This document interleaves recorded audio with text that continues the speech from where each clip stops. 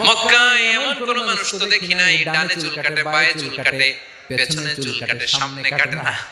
ওরে আবু মাহজুরা, কেমন দেখা যায় তোমারে, তুমি সামনের চুল কাটো না কেন?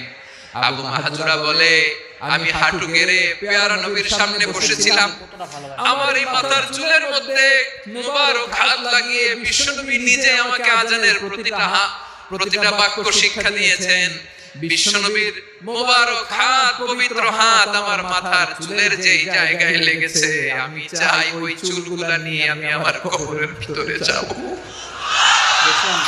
সাইয়েদনা আবু মাহজুরা রাদিয়াল্লাহু তাআলা আনহু ইন্তেকালের আগের পর্যন্ত মাথার সামনের চুলগুলা কাটে নাই। মাথার সামনের চুল তিনি কাটেন নাই। সুবহানাল্লাহ বিহামদি। কেমন ভালোবাসতেন বিশ্বনবী সাহাবীদেরকে, সাহাবারা কেমন ভালোবাসতেন বিশ্বনবীকে।